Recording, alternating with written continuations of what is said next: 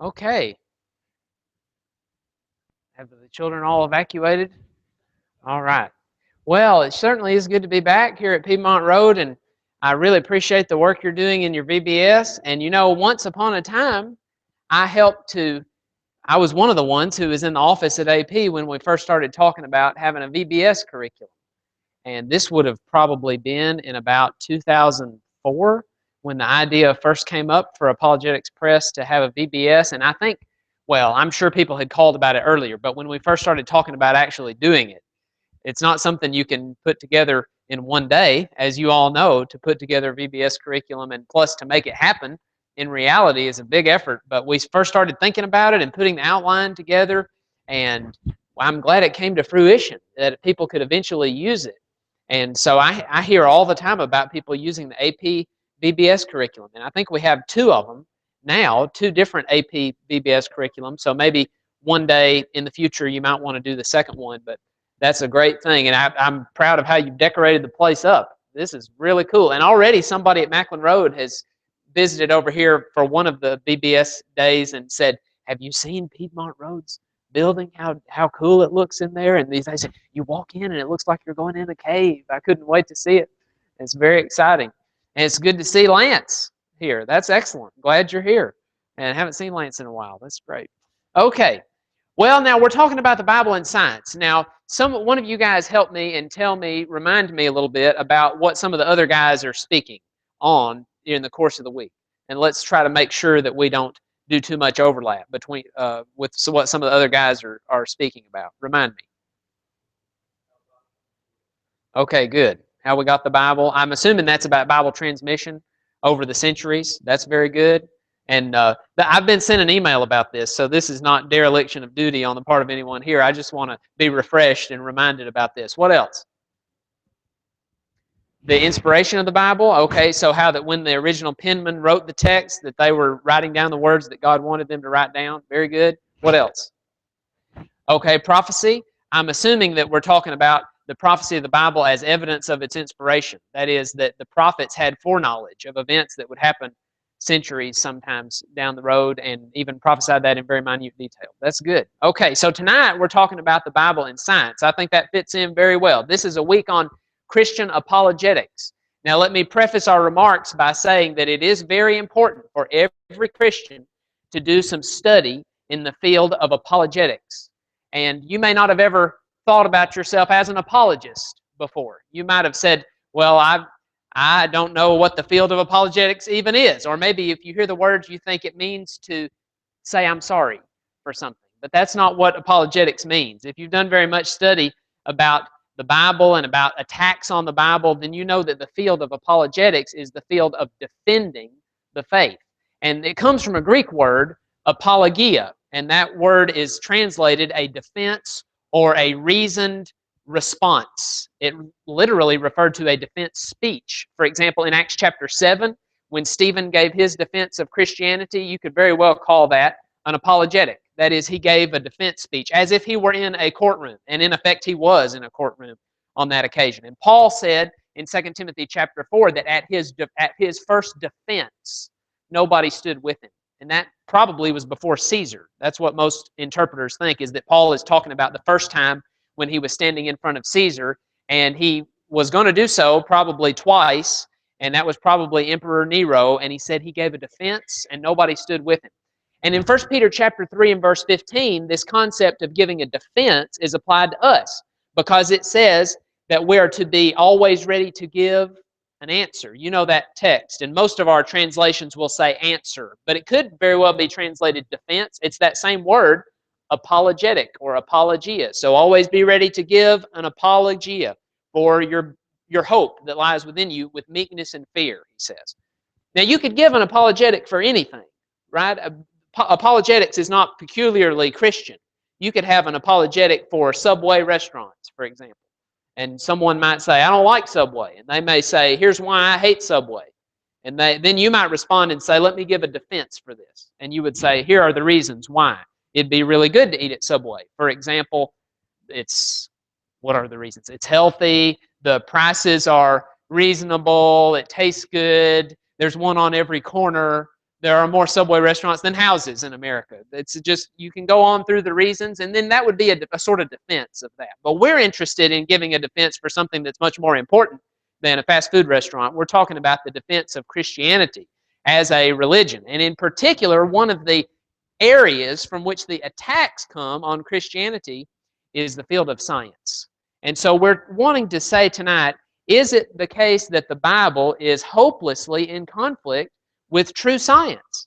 Now, it very well may be in conflict with any number of scientists. There very well may be a lot of people out there who say, I'm a scientist and I don't believe in the Bible. Well, that's not really much evidence against the Bible, is it? There might be people in all sorts of fields who disagree with the Bible for various reasons. My field of study in school was Bible, for one thing, but philosophy. And very many of the philosophers with whom I interacted on a regular basis did not believe in the Bible. Certainly, if I were to tell them that I believed Genesis chapter 1 through Genesis chapter 11 is to be taken as literal history. Now, that, by the way, Genesis 1 through 11 we'll be talking about a lot, because that's probably the main battlefield between people who call themselves scientists and people who claim to believe in the Bible. It's Genesis 1 through 11, because what all happens in between Genesis, that's some of the most supernatural material in the whole Bible. Because what have you got in the first 11 chapters? You have the creation of the universe out of nothing, and then you have the flood of Noah's day. You also have a serpent talking to a woman. And then you have the flood, universal flood, and then you have the Tower of Babel incident where God supernaturally confuses the languages of all those people. So all kinds of supernatural things are happening. And so people would rather say, if they want to hold on to the Bible, and we're not going to go into this topic tonight, but people would much rather say it's all to be taken poetically, or it's just metaphorical, or it's not to be taken as literal history.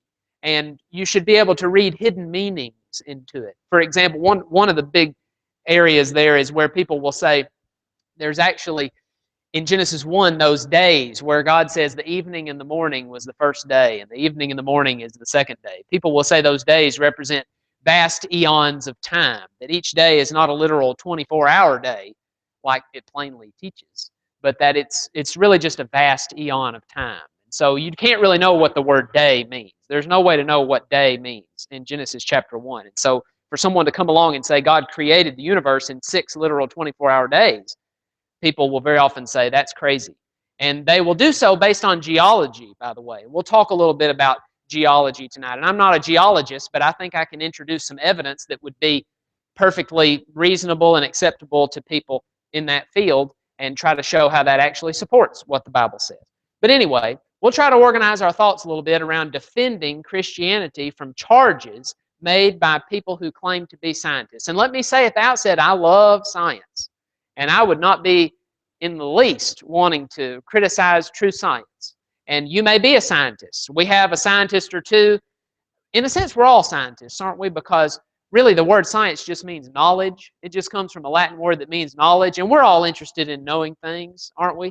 But in our society, the word science has become very specialized and made to be very specific in its focus. It's mainly people who wear a lab coat and mainly people who work in very organized environments that are specifically organized around experimentation. And a specific kind of experimentation where the scientific method is involved and documenting experiment after experiment. But in reality, we're all scientists because we're all interested in knowledge, and we all work things out from day to day. We see how things work in our world. We try this and see if that works, and then we try something else. I just found out today that I have bats in my attic. And I don't mean in the metaphorical sense, but I mean in the actual literal sense. I have some bats in my attic. So I'm going to try something and see if I can, that's sort of a scientific endeavor. We got to see what works. But actually, the professionals know how it works, and they can take care of it for me. I just don't know if I want to pay all the money that they want me to pay to do it. So we'll see what happens.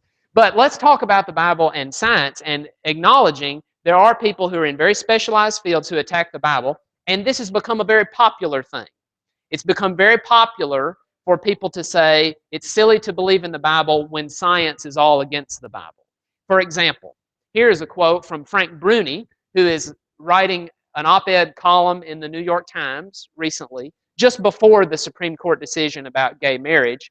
And I'm not preaching a sermon about gay marriage, but I'm bringing it up because of something he says about science in the Bible. Let's read this quote. Homosexuality and Christianity don't have to be in conflict in any church anywhere. That many Christians regard them as incompatible, that is, homosexuality and Christianity, that many Christians regard them as incompatible is understandable. An example not so much of hatred's pull as of tradition's sway. That is, he's saying you and I, if we disagree with homosexuality, it's not because we hate them necessarily, it's just because we're in a tradition and we can't seem to get out of it. And he says, beliefs ossified over centuries aren't easily shaken. But in the end, the continued view of gays, lesbian, and bisexuals as sinners is a decision. So he's saying it's not just because we're in a tradition, we've made a decision to view them as sinners. Now continue.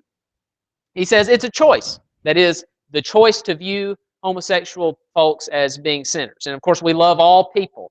And if you're here and are tempted by that sin, we want you to know that we love you and that we are all tempted by various kinds of sin, and we want all of us to be right with God and to repent of our sins, whatever our temptations may be. But continuing with this. That is, to view homosexuals as sinners prioritizes scattered passages of ancient texts. So right away he's saying, you shouldn't be so reliant on ancient texts over all that has been learned since, as if time had stood still, as if the advances of science and knowledge meant nothing. It disregards the degree to which all writings reflect the biases and blind spots of their authors, cultures, and eras. It ignores the extent to which interpretation is subjective, debatable. Now notice what he's doing. He's saying, you could side with the Bible, but it's ancient. And besides, nobody can tell what it means. But on the other hand, science has proven that the Bible is all wrong. And so you need to stop looking at the Bible because science has proven it's wrong. And if you would ever take a moral stand about something, for example, if you would ever insist that elective abortion is wrong or that homosexual marriage is wrong based on what an ancient book says, then you're crazy. You're backwards. You're just not with the times. Now continue. He says, so our debate about religious freedom should include a conversation about freeing religions and religious people from prejudices that they needn't cling to and can indeed jettison, much as they've jettisoned other aspects of their faith's history, rightly bowing to the enlightenments of modernity. Bowing. Now notice that he's almost using worshipful language and saying we've got to bow down to the advancements of modernity.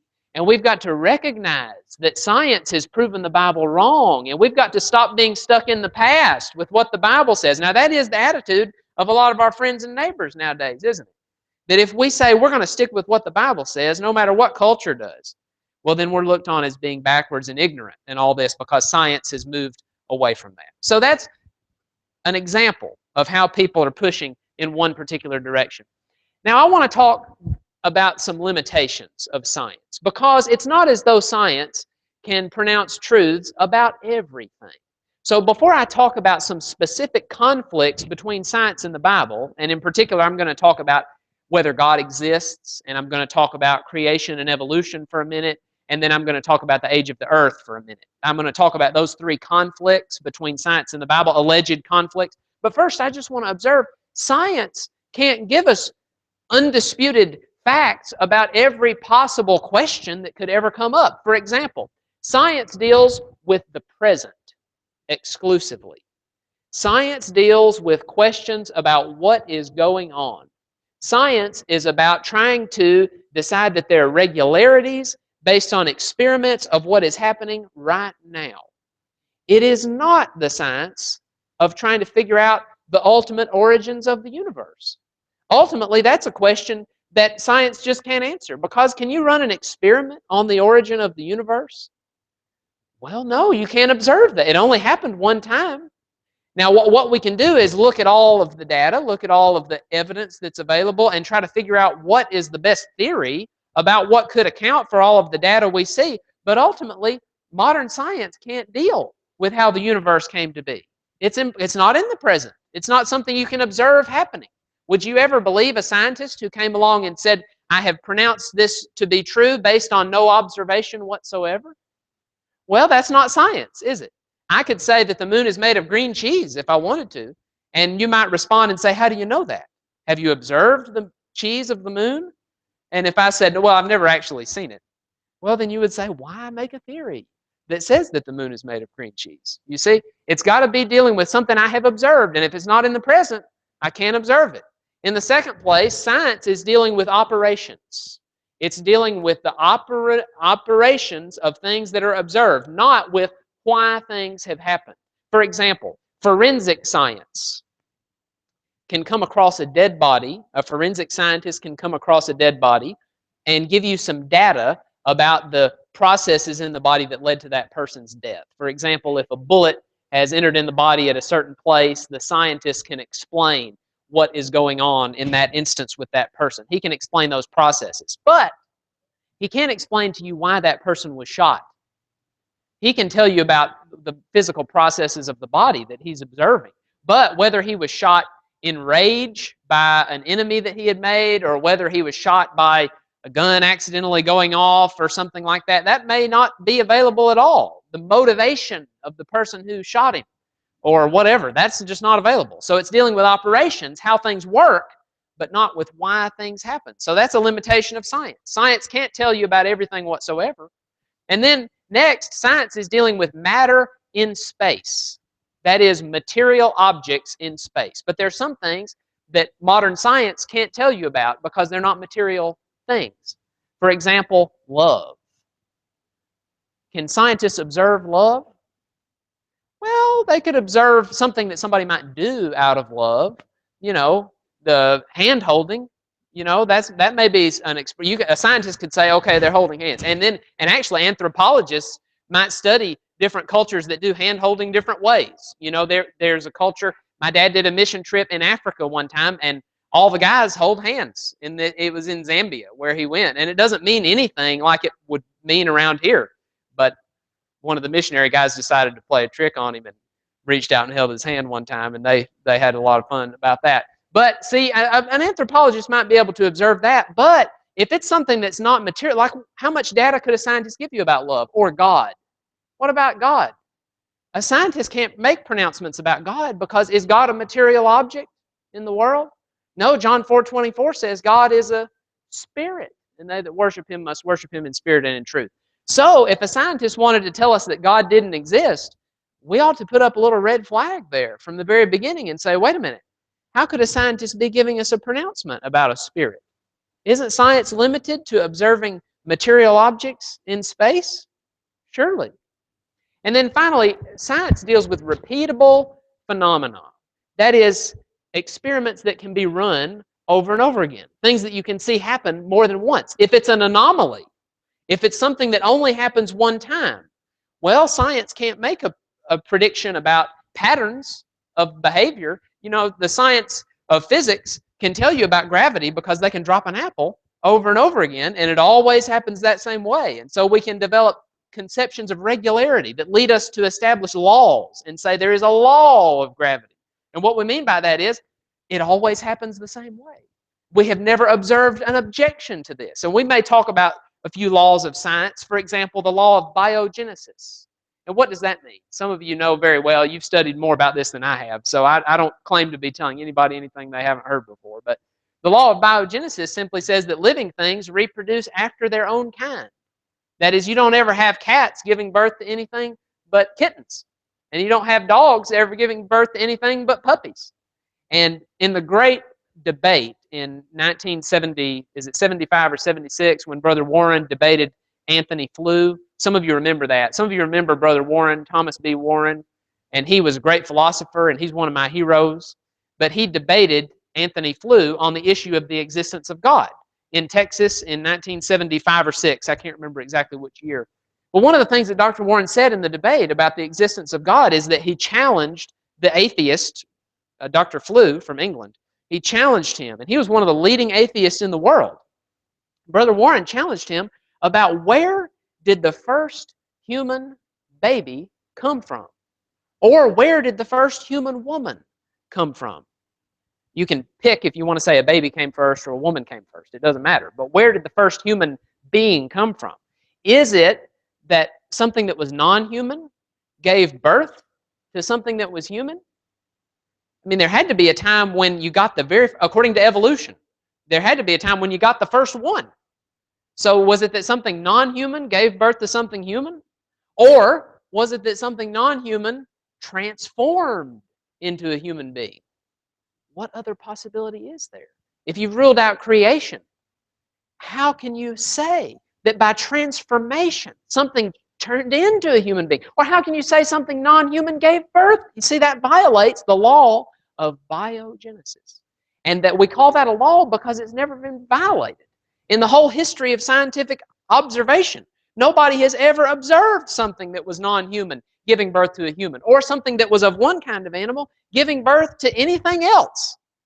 That's a regularity, so we call it a law, and science can tell us about those things. And incidentally, true science is always on the side of what the Bible says, every single time. So these are some limitations of science. We just want to observe that when a scientist says something, we got to watch out and make sure that he's not trying to make a pronouncement that's really outside of his zone of authority.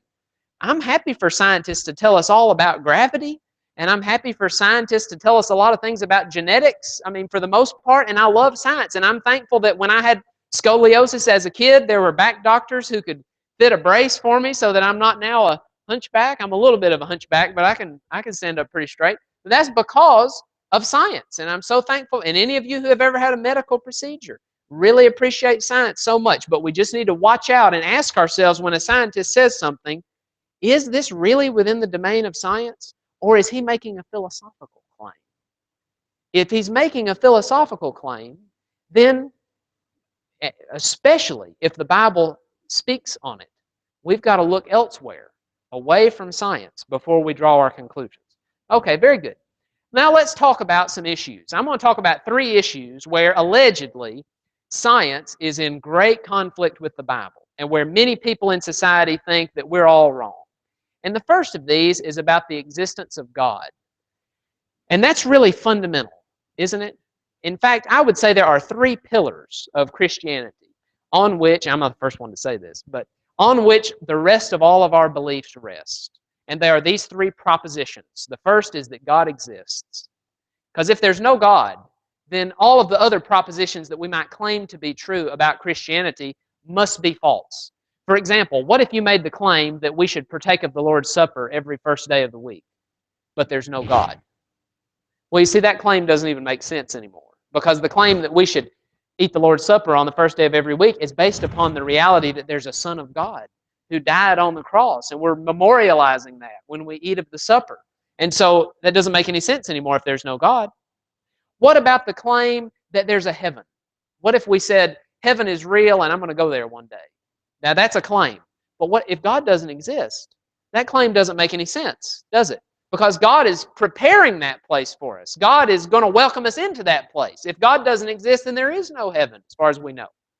So it doesn't make sense anymore. And that's one of the pillars. The second pillar is that the Bible is the inspired Word of God.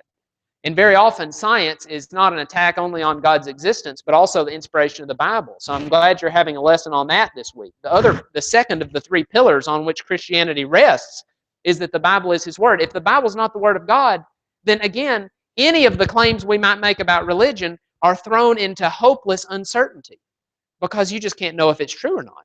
What if I made the claim that Jesus came up out of the grave after He was dead, after He had been in the grave for 3 days?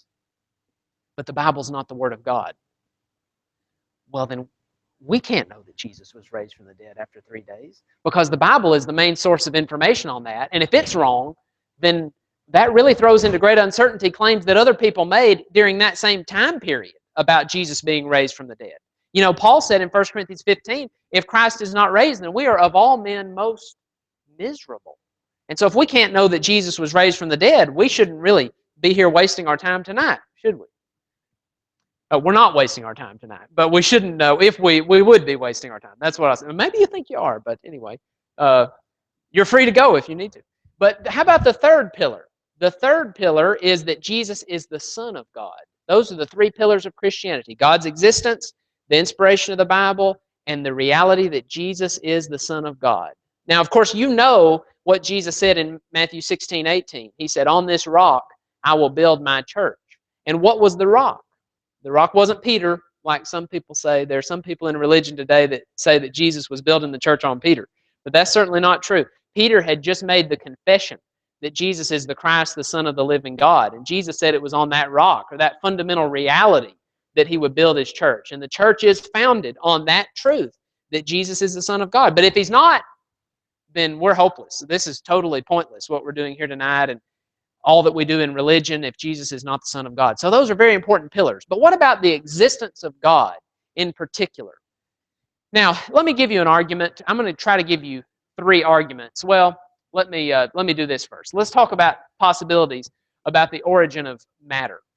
Because when we're talking about the existence of God, God is a great explainer for how matter got here.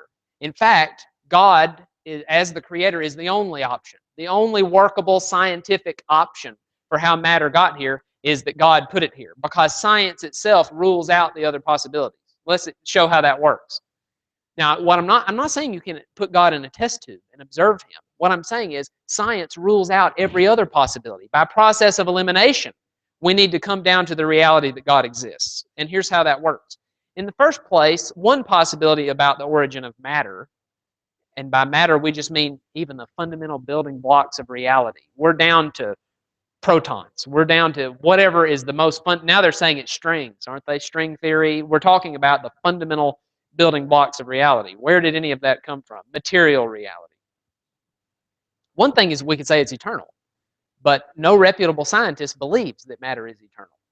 All reputable scientists nowadays believe that matter had a beginning because they've observed the second law of thermodynamics. And I don't have to really give you a class on the second law of thermodynamics. You may not have called it that before, but you know the principle. And it's the principle of entropy. That is, that things go from a state of being more organized and more usable to a state of less organized and less usable. And if you have ever let your house go for a week or two and not done any cleaning or not done any organizing, I'm a bachelor, so I know the feeling, that the house gets less and less organized over time. However, I'm not going to be a bachelor for too much longer, and my fiance, Rebecca, is here tonight, and so I hope you get to meet Rebecca. We're getting married in December the 18th, and so I'm looking forward to that. But as of now, I'm still, by myself, and so the house will go from being more organized to less organized unless I do something about it. And energy and matter are like that. Matter and energy get less and less usable over time. That is, the universe is running down. Just like Isaiah said, it wears out like a garment. That's what the universe is doing right now. And so scientists, recognizing that the universe is going further and further toward a state of disrepair where matter and energy are less usable, recognizing that, they have also come to the conclusion that there had to have been a time when it got started. Just like a watch that's winding down, they say matter and energy must have had a time when they got started, because now they're getting less and less usable. So scientists don't believe that matter is eternal. That's one possibility about the origin of matter, but it's not viable. Nobody believes in that. The other possibility, number 2, there are 3 total. The other one is that matter created itself. But scientists are very ill at ease about saying that anything can just pop into existence out of nothing. Now, occasionally you will get a Big Bang theorist to say something like, well, it's as if the universe sprung out of something that was next to nothing. Or if you ask them, what was it that made the Big Bang happen? What was there that exploded? Because ordinarily we don't see explosions organizing universes, do we? Have you ever seen an explosion in your house that produced organization rather than disorganization? Sometimes you might go into a teenage child's room and think an explosion happened, but you don't think that because all of the clothes are neatly folded on the shelves and all of the socks have been folded and put in their drawers and the bed has been made and the shoes are exactly where they're supposed to. You don't think about an explosion. When you see that, you think, wow, they listened and they put things up where they were supposed to be. When explosions happen, we usually think of disorganization and things going from more usable to less usable. But the Big Bang is supposed to be an explosion that happened 14 billion years ago or so, something like that. And so when you say what was there that exploded, what matter could have caused such an explosion that produced the universe? They're tempted to say it came from absolutely nothing. But nobody wants to say that nothingness produced the universe, that there was zilch, and you got the universe from that. That's just not plausible. And so scientists are very loath to say that matter created itself. You don't see things creating themselves out of nothing. Let me see if I can illustrate it this way. Suppose we took a particular state of affairs. Let's say LeBron James playing basketball. I like to watch basketball. Do y'all? Maybe this is football territory, and I'm an Alabama football fan, and I hope that all of you are as well. But let's say we'll pick a basketball example, so it won't be too offensive to everybody. I could pick a Bear Bryant example or a Nick Saban example, but we'll pick a basketball example. LeBron James playing basketball. Now that's a particular state of affairs. What conditions have to be met in order to produce that state of affairs or to make it so that that is occurring? Well, there are lots of conditions that have to be met for LeBron James to be playing basketball. For example, there has to be a basketball. Somebody had to make a basketball. Well, first of all, there had to be somebody there who invented basketball to start with. And then somebody had to develop how that ball would be made. There had to be leather that was brought together to make that ball, or some kind of synthetic, whatever material they make. There has to be a surface on which he can play. I don't guess it would have to be hardwood, but you got to have some kind of surface for basketball to be played. You can't just be floating around in a bubble or something. You've got to have a surface, and then you've got to have some kind of a hoop that he can put it. All those conditions. So there have to be hoops. There has to be a ball. There has to be a surface. He had to be born, so he had to have parents. If LeBron never had parents, then LeBron couldn't be playing basketball right now. And then James Naismith had to be born. James Naismith invented basketball, so he had to have parents. And then we could go on and extrapolate some more and go back and back through the generations and so on. And then eventually, I guess you could keep filling out more and more conditions to make it so that the world brought about this reality somehow that LeBron plays basketball. We could go on all night mentioning further conditions for that. But eventually you would come to this condition, the fundamental one. There had to be a universe. Because if there weren't any universe, LeBron couldn't be playing basketball. And no other conditions about reality on earth could be met either. There had to be a universe. Well, what is the condition that had to be met for that to happen? What explains the universe? What explains why there is anything at all rather than nothing? I mean, have you ever heard the good old R&B Billy Preston song that says, "Nothing from nothing means nothing"?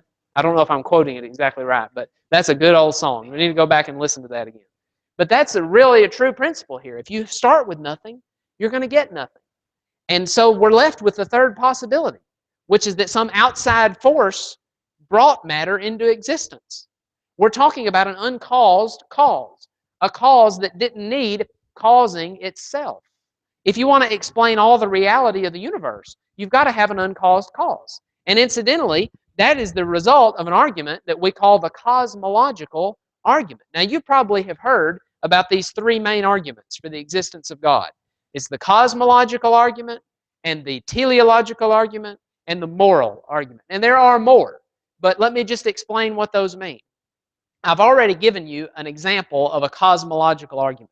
That is an argument to a first cause. All of these arguments lead to the conclusion that God exists, but they lead to the conclusion that God exists under different aspects. The cosmological argument, or the argument based on the existence of the cosmos, or the existence of anything whatsoever, leads to a first cause, a cause that didn't need causing himself. That is the fundamental explanation of all reality. The second main line of argument is the teleological argument.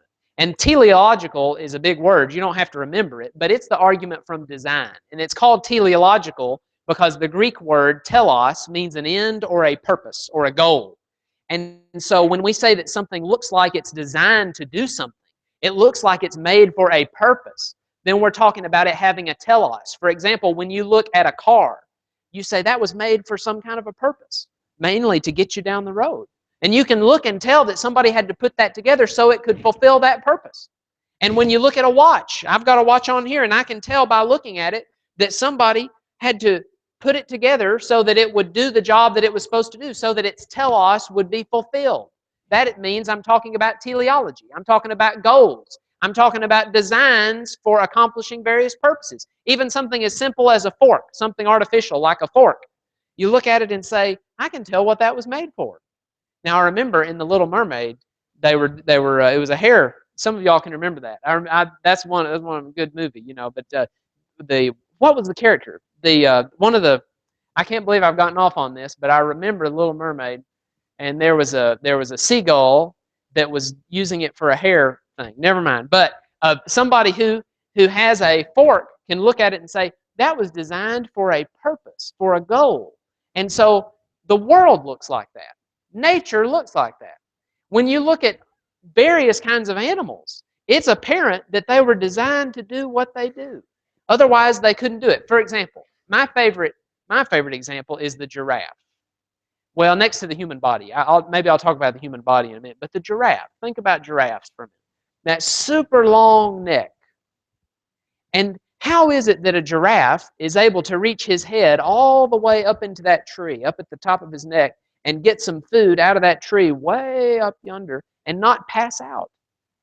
It's because he has a really strong, much stronger than our heart. He's got a real strong heart that can pump the blood all the way up the neck to its head way up here, and he's plenty of blood circulating up there in his head way up yonder. But then, when the giraffe goes down the other way, puts his head down by the brook to get a drink of water, how is it that the giraffe's brain doesn't rupture from all of that blood, which now, because of gravity, is flowing at a much higher rate down the line of its neck, down to where its head is at the water? Why doesn't he die? Or at least pass out when that happens? No, giraffes can do that very well because they've got these special blood vessels, these muscles that contract the blood vessels in their necks so that the blood flow is not so extreme when they put their heads down to the water. Now, let's ask ourselves a question. Here are three structures, lots of structures inside of those, but basically three structures. The valves in the neck, the long valves that let him get the food way up there and way down here. The super strong heart that will pump the blood so that he can get it when he goes up there. And the special muscles in his neck that contract. Now, he's got all those three, and the only reason he's alive is because those all three function in concert. They all work together. That's the only reason that animal can continue to survive. Now, let's ask ourselves the question, where did the first giraffe come from? I mean, he couldn't just have one of those structures. Otherwise, you'd have no giraffes. You've got to have all three. And plus the legs. I haven't even talked about the legs of the giraffe. And I haven't even talked about all of the circulatory system and the lungs of the giraffe and all that. I've just been very surface level because I'm not a scientist. So I can't really go much deeper than that. I'm a preacher. And so I'm not expert on any of these things. But I think it takes a rocket scientist to understand that those three things have to be working in concert. And if you had two out of the three, if he hadn't evolved the third one yet, he'd be dead. So the only way you could have a giraffe is if he were created to have all of those things together. What about bats? I was mentioning bats a few minutes ago. What about bats and echolocation? Y'all know about echolocation in bats? That they emit sounds that we can't hear that bounce off of objects that are in front of them because their eyes aren't very good. So the sound that they emit allows them to dodge objects when they fly. Now the ones in my attic, I wish they would just go ahead and hit something, but no, we won't talk about that. But how did they do? I mean, how could evolution produce that? Because if they came along and didn't have echolocation yet, they'd be dead. So there's no way of explaining what the bat can do and what many other animals do to survive, including human beings, without recourse to a designer. That's the teleological argument. What about the human body? I mean, those of us who've had a course, even if it was long ago, those of us who've had a course in human physiology, you can think about all of the different structures in the body that have to function just right. And if one of them starts to go wrong, then we're dead ducks, aren't we? We've got to have the lungs. How many different systems are there? There's the circulatory system. There is the bone structure. That's it. There's the brain, the neurological structure. There are various different systems. I haven't studied it in a long time, but they've all got to work together. And if one of them starts to go wrong, you're dead. And so I don't see how evolution can explain for that. That all of that was all there right at the same. They don't have a process for that. There's no mechanism that produces that. Now, evolution is supposed to work through mutations. Mutations are supposed to explain how natural selection produces new kinds of organisms, where you didn't have human beings at this point in history, but then after millions of years, enough mutations have happened so that now you do have a human being. But That's never been observed. I mean, mutations are always harmful or neutral for a creature. Almost always they're harmful. And the best way to observe this is in the experiments they've done with fruit flies. You're aware about fruit flies. The reason they do mutation experiments on fruit flies is because fruit flies reproduce so quickly. You can observe many, many generations of fruit flies in a very short amount of time in a laboratory. So they will mutate. This has been done many times in the past. They'll mutate fruit flies and try to see if any super fruit flies or even fruit flies that are evolving into something else start to appear. But they don't. It hurts the fruit flies. You come out with a lot of fruit flies that aren't much good at being fruit flies because they have an extra wing here, or they can't see, or they're deformed in this way. It just doesn't help them at all. Mutations have never been good for creatures. They certainly have never produced any new kinds of animals that scientists have ever observed. And so again, we're in the realm of people saying, we believe in this, but we've never observed it. I mean, the average child in school nowadays is taught that evolution has occurred because of mutations that have collected over millions of years by chance, random, accidental processes, but that's never been observed. And so why should we go against the Bible based on a view that's called science, but is not based on observation? See, the teleological argument says there is design that's built into nature. And we can observe that creatures and other living things, we haven't talked about plants and so forth, but I mean, just to think about how plants and insects depend on one another to live. If you had it where one of these plants had evolved, but not the insect, that this is biosymmetry, you know, that insects and plants depend on one another and so forth. If you had one that had evolved and the other had not evolved yet, then you'd never have either one of them today. So enough on teleology, but just remember, it's a very powerful argument that we see wonderful design in nature, and animals would just be dead if they had evolved, if there were any process at all that could account for it to begin with. Okay, in the third place, an important argument about the existence of God is the moral argument. And you all have heard of this too. I'm still not telling you anything you've never heard of, but the moral argument is that human beings have a sense of oughtness, or a sense of right and wrong, that is unique in the whole animal kingdom. It's unique in the universe, except for God. That we have a sense that certain things are morally wrong. And we have a sense of ethics. And we reflect on rightness and wrongness of actions. We have all been done wrong by somebody at some point. And we reflect on that and say, he shouldn't have done that to me. Or she shouldn't have, or we've felt guilt ourselves. We've said, I was wrong about that. And I sure shouldn't have said that to him. Or I regret that. But monkeys don't do that. I don't think any orangutans ever stood next to one another and said, you did me wrong. And let's talk about various reasons why your action was morally objectionable. You know, they don't do that. They may get mad out of instinct. I guess they show some anger at some stage, but they don't do what we do. There's a difference in the moral oughtness that human beings exhibit and the anger out of instinct that even the higher primates exhibit. Now the question is, if evolution is true and God is not accountable, God is not responsible for the production of all the different kinds of living things we see on earth, then where did the morality come from? What could account for that? Now mutations surely can account for morality. Again, we've never seen any process that could produce morality in any animal. Science has never observed that. Now if you want to believe it, in a sense, there's nothing I can do to stop you from believing that, but I'm just saying it's never been observed. So you shouldn't tell us that you're doing something scientific by believing that evolution can produce morality, because science has never observed that. So believe it if you want to, but it's sort of like believing that the moon is made of green cheese. The problem is it's never been observed that way. Okay, now these are the major arguments for God's existence. And you can extrapolate these and use many different kinds of examples. I just want to kind of remind you of the toolkit that is at your disposal as you go through arguments with maybe your friends or neighbors. Now, we've talked some about creation and evolution, so maybe we can skip these. Here's a quote from a very, very smart man who is a geophysicist at George Mason University, Robert Hazen. And this is from a lecture series that he gave on the origin of life. You may have heard of the Teaching Company. The Teaching Company does these audio and video series, so it's sort of like you can go to college without actually going to college. You can watch this video series, and they're very expensive, so it is sort of like going to college. You got to pay a lot of money for these video series, but he did one on the origins of life. And he says, in this lecture series, I make a basic assumption. that life emerged by some kind of natural process. I propose that life arose by a sequence of events that are completely consistent with the natural laws of chemistry and physics. In this assumption, I am like most other scientists. I believe in a universe that is ordered by these natural laws. Like other scientists, I rely on the power of observations and experiments and theoretical reasoning to understand how the cosmos came to be the way it is. Now, notice what Dr. Hazen is saying.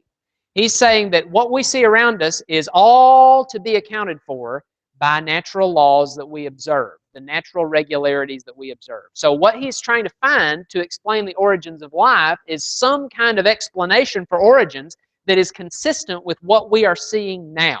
And you know what that view is called? It's called uniformitarianism. Now don't be scared by the big word. Uniformitarianism. You can tell the root word is uniform. That means everything in history, everything that ever happens in a uniform way. And so therefore, observing what happens in the present is the key to knowing how things happened in the past. That is, if you've never seen a person to be raised from the dead, then that means it's never happened. Now, have you ever seen a person raised from the dead? I haven't either. Now, according to the uniformitarian, all of history is uniform. And so Jesus never raised from the dead because we're not observing that happen now, are we? Or the great flood of Noah's day. Have you ever seen a universal flood? We've seen some near floods in Marietta this summer, but those are localized events, aren't they? That rain that we had today wasn't happening all over the world, was it? It was just well, if you've never seen a worldwide flood, then according to uniformitarianism, like Dr. Hazen's talking about, it ain't never happened. Or what about creation of matter from nothing? Have you ever seen that happen? Well, I haven't either. Therefore, he says that means it never happened. But you see, he's making what he calls a basic assumption. He says, I'm making a basic assumption, which is that nature performs in a uniform way. Things that we observe today tell us how things have always happened. Okay, now, keeping on reading from him. Any scientific attempt to understand life's origin is doomed to failure. Whoa, isn't that what we were saying at the beginning of the lecture? Any scientific attempt to understand life's origin will fail. Why? Because we can't observe life's origin. Nobody's there. Now, Moses has given us a historical account, an inspired account of where life came from in the book of Genesis, but that's not scientific. That's not the result of modern science. That's the result of divine inspiration. Such a succession, that is a succession that he's talking about how evolution brought life about, such a succession could not be duplicated in a program of lab experiments. That's what we were saying at the beginning tonight. If the origin of life was an infinitely improbable accident, then there's absolutely nothing you or I or anyone else could do to figure out how it happened. Well, that's pretty pessimistic, isn't it? That's pretty pessimistic for scientists who claim to be saying the Bible's false because evolution has been proven to be true. Here is somebody who's a renowned geophysicist. He's very well qualified in the eyes of the world to be speaking on these things. And he says, we're hopeless at telling you how it happened. We can't do it because it's an infinitely improbable accident. And science doesn't deal with one-time events. Science deals with things that we can repeat in the lab. So we can't tell you how life came to be. Observe. He says there's nothing you or I or anyone else could do to figure out how it happened. I must tell you that's a depressing thought to someone like me who has devoted a decade to understanding the origin of life. Boy, that was a wasted decade, wasn't it? Couldn't he have just opened the Bible and looked to Genesis 1 and gotten a pretty good idea of how it happened? Okay, now we're talking about creation and evolution. I think we're just about out of time on our evening together. But let me just say a few words about this. Evolution would predict in the fossil record, and I told you I was going to tell you a little bit about geology. Evolution would predict a gradual transition from very small, simple organisms to very complex organisms as strata was laid down, that is, water-laid rocks were laid down over millions of years. That would be the prediction of evolution. That millions of years of gradual deposits of rocks would be fossilizing very simple animals because that's all that existed.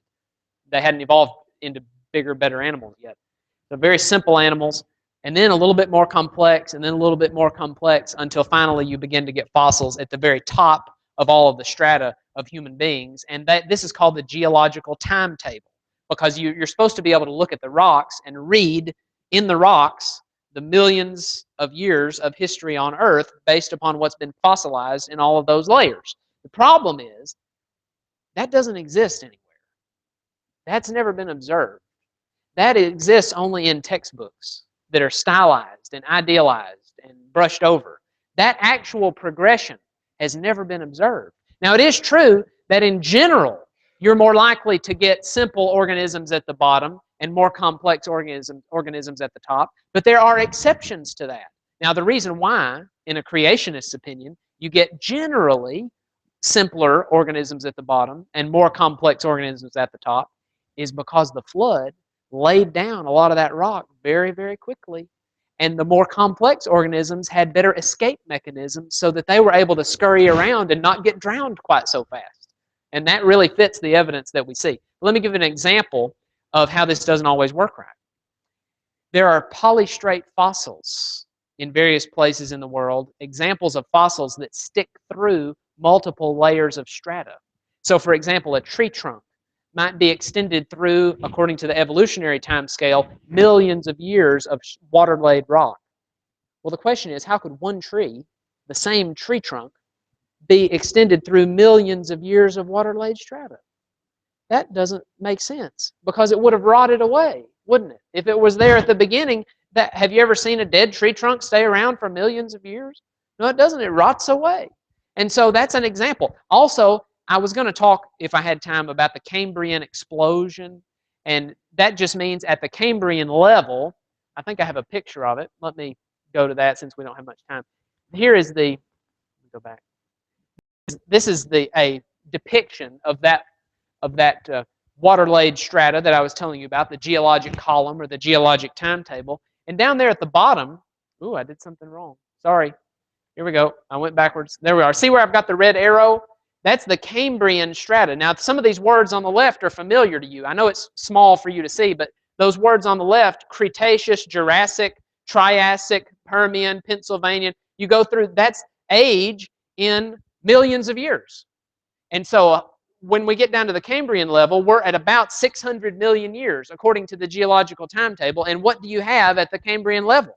An explosion of life. Those other colors there, those red and yellow and green colors, are when life first appears, when fossils of different kinds of living things first appear in the geologic column. And notice, just about all of them pop up at one time, just immediately at the geologic level called the Cambrian level, at 600, allegedly 600 million years ago. Why is that important? It's important because they don't have any evolutionary ancestors. Look beneath that level, and what you see is very, very few kinds of life. It's just that they all popped up all at once. Now, that's what creationism would expect. A creationist would say, if you looked at the geologic column, you'd probably see bunches of different kinds of animals just kind of pop up all at once. And that's exactly what happens. Almost every invertebrate form of life is found at the Cambrian level with no evolutionary ancestors. And so this is kind of a trade secret in the evolutionary concept of geology.